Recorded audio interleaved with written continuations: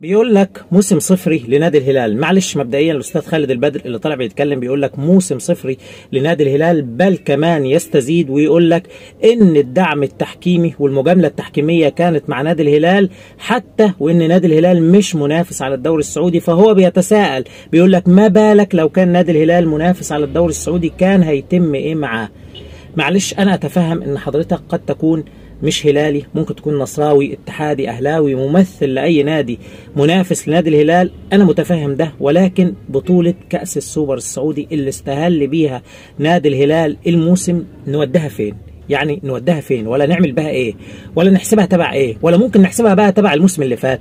يعني انا مش فاهم. طب الموسم اللي فات نادي الهلال حقق بطولة كأس السوبر السعودي، ومعاها طبعا كأس الملك، ومعاها الدوري السعودي، وحقق كل البطولات المحلية. فبالتالي بطولة كأس السوبر السعودي اللي حققها نادي الهلال مطلع هذا الموسم، نحسبها تبع مين ولا تبع فين؟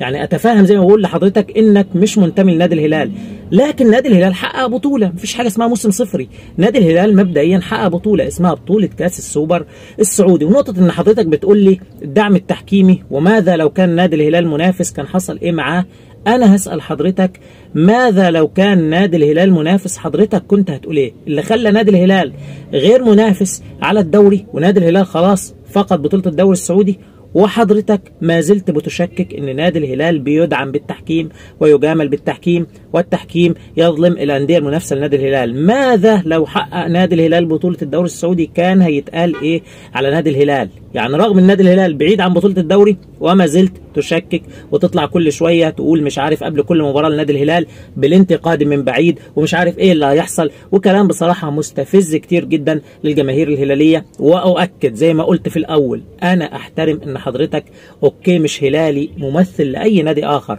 مع كامل الاحترام، ولكن نادي الهلال يظل فريق كبير، ونادي الهلال ما خرجش موسم صفري، ولكن نادي الهلال بدأ الموسم بتاعه ببطولة اسمها بطولة كأس السوبر السعودي، ونادي الهلال ماشي في الدوري بخطى ثابتة في المركز الثاني، محقق للمركز الثاني بجدارة. ورغم الكوارث اللي حققها جيسوس خلال الفترة الثانية في الموسم، نادي الهلال كلها مبارتين ثلاثة كان من الوارد هتلاقي نادي الهلال متصدر جدول ترتيب الدوري السعودي.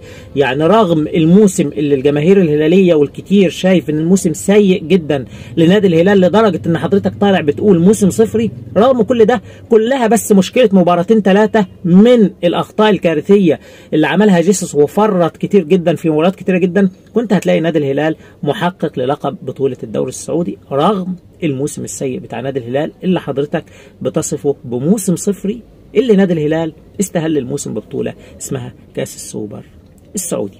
عامة يا صديقي العزيز، نتمنى التوفيق للجميع، والسلام عليكم ورحمة الله وبركاته.